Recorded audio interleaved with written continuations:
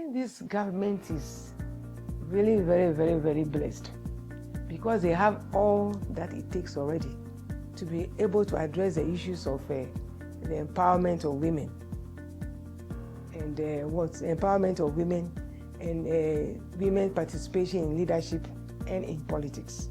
Why am I saying so? Because we now have in place an Affirmative Action Act 24, which spells out clearly what they are supposed to do. And according to that act, we are going to have 30% for women in leadership and all that. And between 2027 and 2028, we should have 35%. And in 2029 to 2034, we should have 50. That's parity. So it's very clear what they can do. And so if they just take the act and act on it, let me just use the word act again, they should be able to address this issue because there are so many reasons why women cannot be there without a little push. And I think that in their manifesto too, we have made very clear commitments. And that commitment is enough to push the agenda. They are committed to 30% of women representation at all levels. So the ministerial appointments that we are waiting for to be completed within the next 14 days, we expect that they should have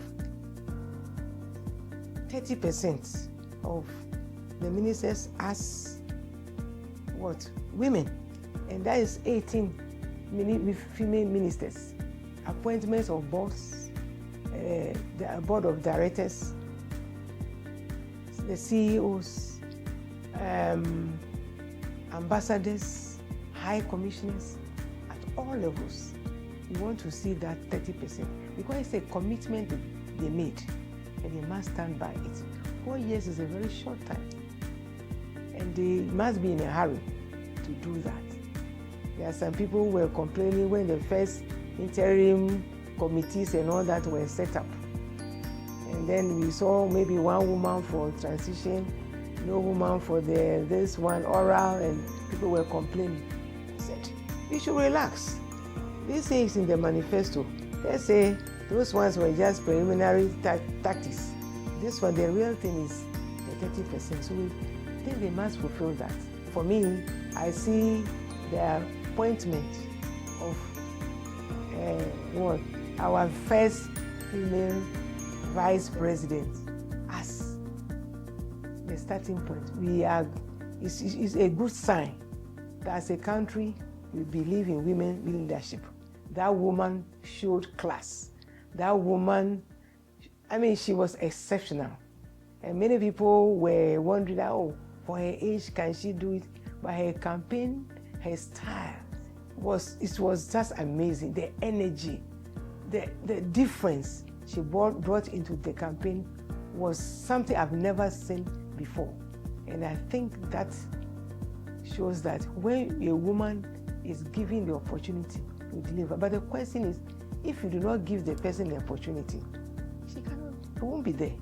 It took political will to do that and to believe in women leadership. And she showed that women are capable. And I believe that she has opened the door for many women who think that, I can't do it. She showed us that if you want to do it, anything you want to do, you can. It doesn't matter how old you are, whether you are young, whether you are old. It's all about determination and the ability, the willingness to do and putting in all your energy. She showed class.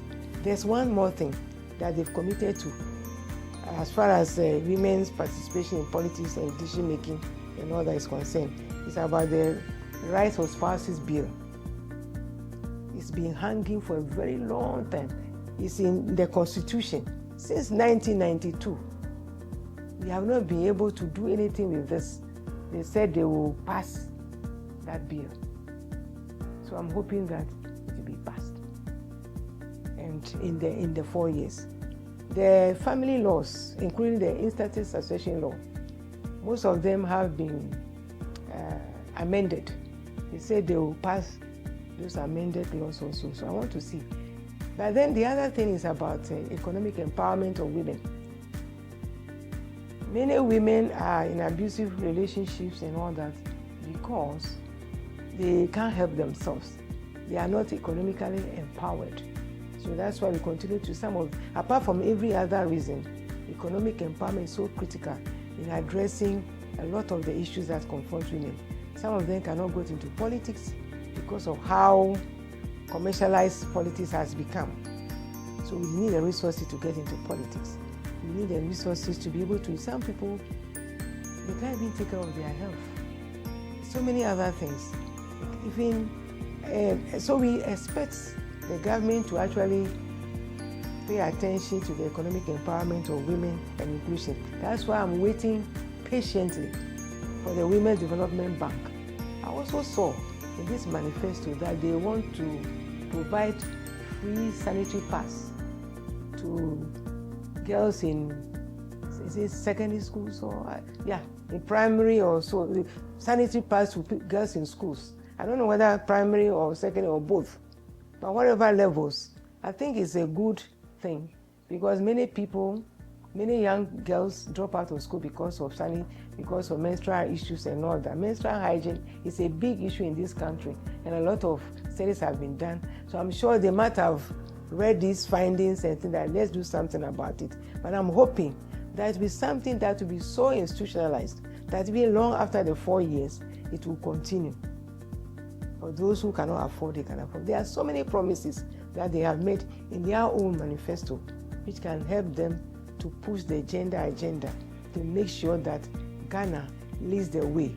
The sub-region, some countries are already making strides. Sierra Leone, for instance, they have a very good representation of women in parliament. It was through political will and the quota system and all those things that other countries we can learn from.